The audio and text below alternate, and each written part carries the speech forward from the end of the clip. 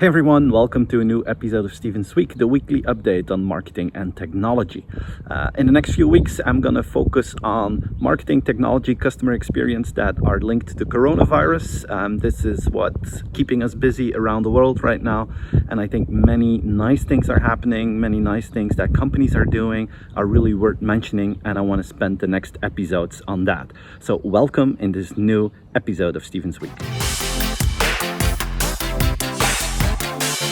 The New York Times decided to open up their paywall for all articles related to the coronavirus. I think this is fantastic in terms of taking responsibility towards their audience, making sure that people are well informed. I believe that newspapers who still use a paywall for corona-related articles are not helping society. So I know there are more informational sites that open up their paywall. I saw the New York Times. I'm sure there are more. So a big shout out to all those companies who are taking their responsibility in this.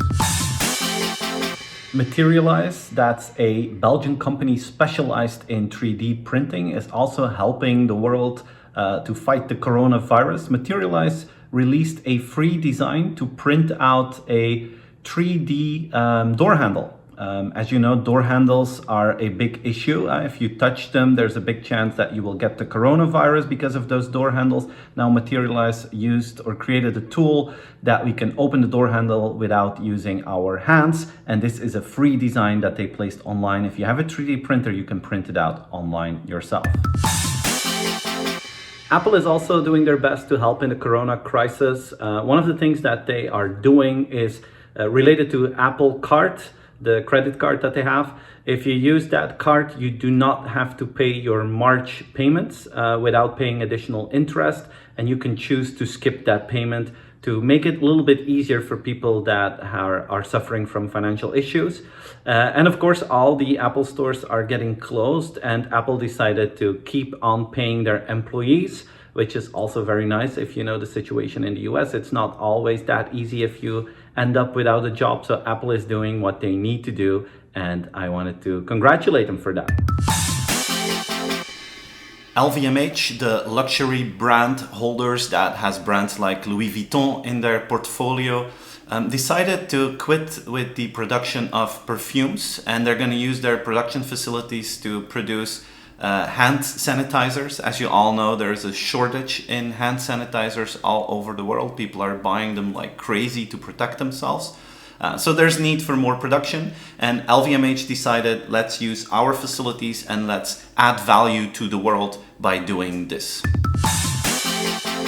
Microsoft announced that they will offer their product Teams for free to everyone who wants to use it. Teams is a platform where you can have meetings with more people. It doesn't always have to be professional. Like we have like our little virtual drinks now with friends. We plan a meeting and then we put our cameras on, then we have a drink, have some fun. You can use Teams for that as well. So you can use Teams now for free for your personal life and for your professional life, offered to us by Microsoft.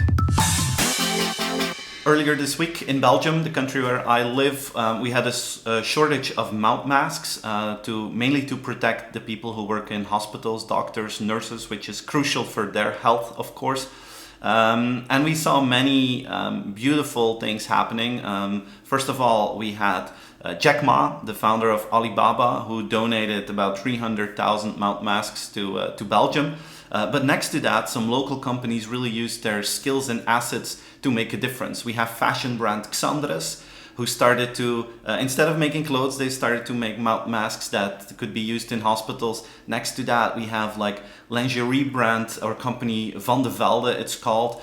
And they started to use the items that they use in, or the assets that they use in bras to make mouth masks. So you saw how some companies really looked at the issues in the world and then decided to move forward and to use those skills to add value to society, which is a beautiful thing to see. There was also the news this week that Amazon will hire 100,000 extra employees.